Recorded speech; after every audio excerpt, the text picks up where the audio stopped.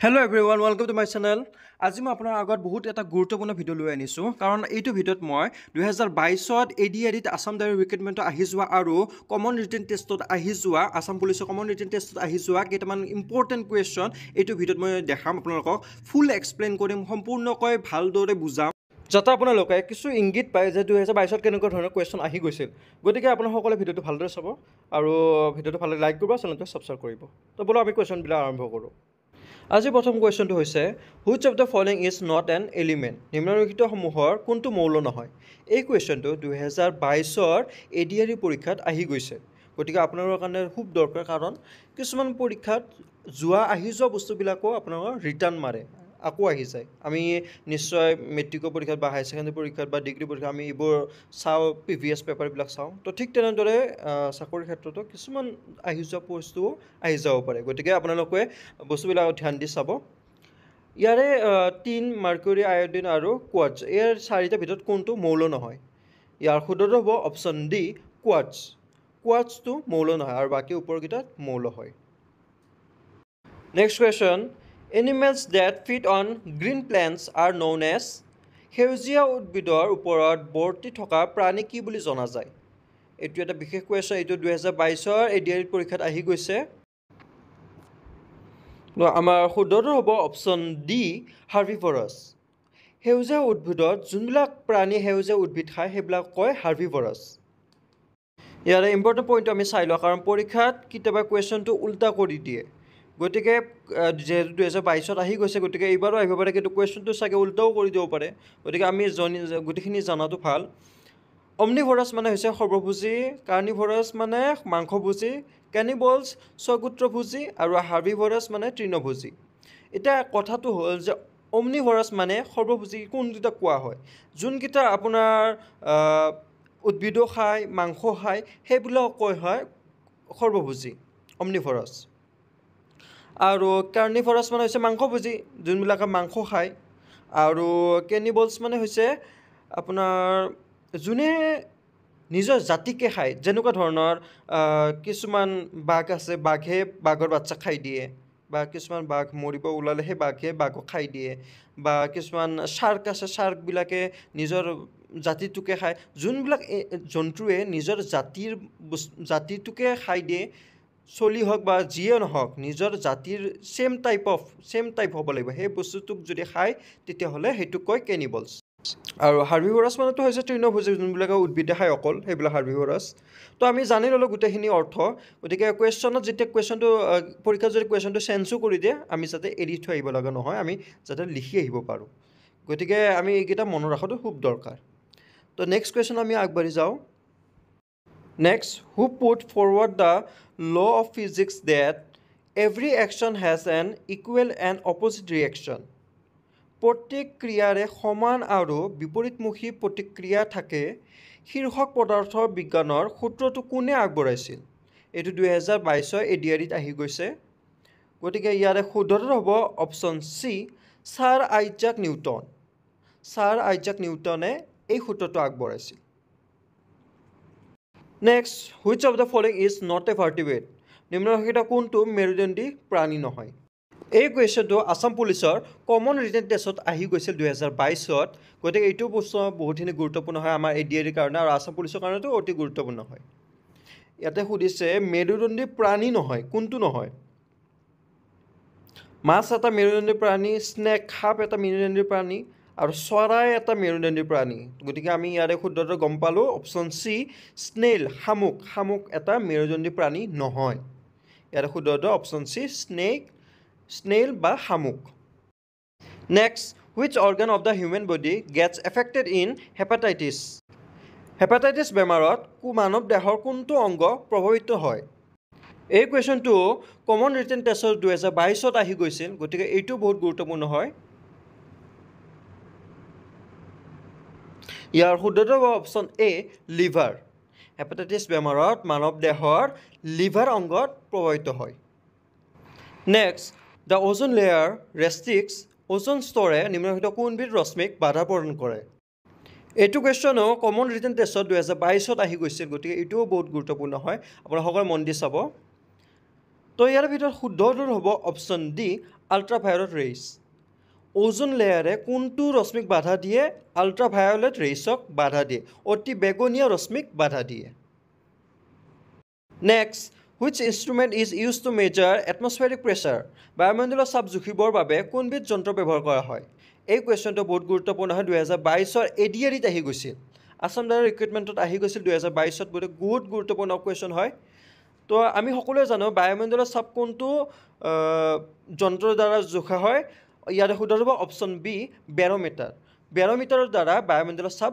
জুখিবৰ কাৰণে ব্যৱহাৰ কৰা হয় এতিয়া আহিলে আমাৰ ইম্পৰ্টেণ্ট পইণ্ট নেনোমিটাৰ ক'ত ইউজ কৰা হয় আমি এইটো জানি লোৱা উচিত যে নেনোমিটাৰ ক'ত ইউজ কৰা হয় use to measure wavelength of light and distance between atoms in molecules যোনটো পোহৰৰ তৰংগ দৈৰ্ঘ্য আছে সেইবোৰ জুখিবলৈ ব্যৱহাৰ কৰা হয় আৰু মলিকুলছত থকা এটমছবোৰৰ তাৰ দূৰত্ব জুখিবলৈ ব্যৱহাৰ কৰা হয় তো তাৰ পাছত আমাৰ আহিল আল্টিমিটাৰ ক'ত ইউজ কৰা হয় আমি জানি লওঁ altimeter measures the altitude of the land surface or any object such as an aeroplane মানে আল্টিমিটাৰ ক'ত ইউজ কৰা হয় জেনেৰেলি আমি যদি চাব যাওঁ আল্টিমিটাৰ প্লেনবোৰত ব্যৱহাৰ কৰা হয় কাৰণ এটা নিৰ্দিষ্ট জোখ এটা ল'বলৈ ওপৰৰ জোখটো ল'বলৈ ব্যৱহাৰ কৰা হয় কাৰণ প্লেন এখন যেতিয়া ওপৰত থাকে তাৰ পৰা আমাৰ ছাৰফেচ যিটো মাটিৰ আৰু প্লেনৰ মাজত দূৰত্বটো কিমান হৈ আছে সেইটো জুখিবলৈ আল্টিমিটাৰ ব্যৱহাৰ কৰা হয় তাৰপাছত নেক্সট আমাৰ আহিল হাইড্ৰমিটাৰ ক'ত ব্যৱহাৰ কৰা আহক আমি জানি লওঁ hydrometer use to measure the densities or specific gravity of liquids জলীয় পদাৰ্থবিলাক যোনবিলাক আছে জলীয় পদাৰ্থবিলাকৰ ঘনত্ব জুখিবলৈ হাইড্ৰমিটাৰ ব্যৱহাৰ কৰা হয় কথাটো এটা গ্লাছত আপুনি লিকুইড কিছুমান বা পানী বা কিছুমান লিকুইড জাতীয় বস্তু আৰু জলীয় পদাৰ্থ ঢালাৰ পাছত সেই মিটাৰটোৰ দ্বাৰা তাৰে ঘনত্ব কিমান আছে সেই ঘনত্বটো জুখিবলৈ হাইড্ৰমিটাৰটো ব্যৱহাৰ কৰা হয় তো আমি এই তিনিটা আজি এই চাৰিটা মিটাৰৰ কথা আমি জানি ল'লোঁ কুৱেশ্যনত পৰীক্ষাত যিকোনো কুৱেশ্যন আহিলে আমাৰ টেনশ্যন নাই আমি সহজতে কৰিব পাৰিম ভিডিঅ'টো ভালদৰে লাইক কৰিব চেনেলটো ছাবস্ক্ৰাইব কৰিব আৰু ভিডিঅ'বিলাক শ্বেয়াৰ কৰিব নেক্সট কুৱেশ্যন আমি আগবাঢ়ি যাওঁ next which branch of study deals with the history of which on earth age best of fossils অধ্যয়নৰ কোনটো শাখাই জীৱাশ্মৰ ওপৰত ভিত্তি কৰি পৃথিৱী পৃষ্ঠৰ জীৱৰ ক্ৰমবিকাশৰ বিষয়বস্তু সামৰি লয় এই কুৱেশ্যনটো 2022 এডিআৰি পৰীক্ষাত আহি গৈছে গতিকে প্ৰশ্নটো বহুত গুৰুত্বপূৰ্ণ সকলোৱে মন দি চাব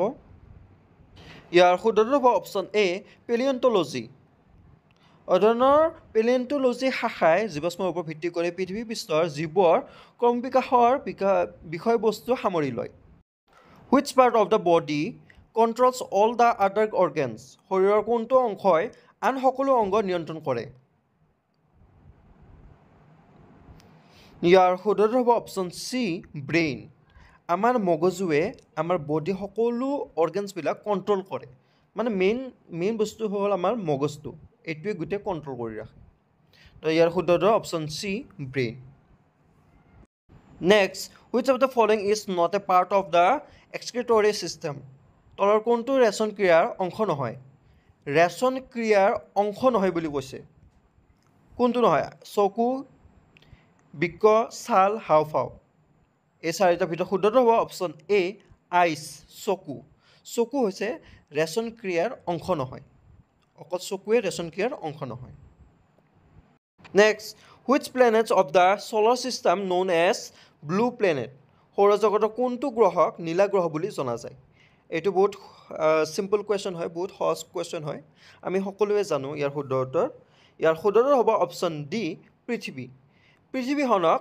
নীলা গ্ৰহ বুলি জনা যায় ইয়াৰে ইম্পৰ্টেণ্ট পইণ্ট হৈছে ৰেড প্লেনেট বুলি যদি কুৱেশ্যনত আহে ৰেড প্লেনেট হৈছে মাৰ্চ মানে মংগল গ্ৰহক ৰেড প্লেনেট বুলি জনা যায় next saliva helps in the digestion of dash লালতীয়ে ডেছ হজম হোৱাত সহায় কৰে কোনটো লালতীয়ে কি হজম হোৱাত সহায় কৰে প্ৰ'টিন ভিটামিন শ্বেতসাৰ আঁহজাতীয় খাদ্য কোনটো বস্তু হজম হোৱাত সহায় কৰে লালতীয়ে ইয়াৰ শুদ্ধটো হ'ব অপশ্যন চি ষ্টাৰ্চ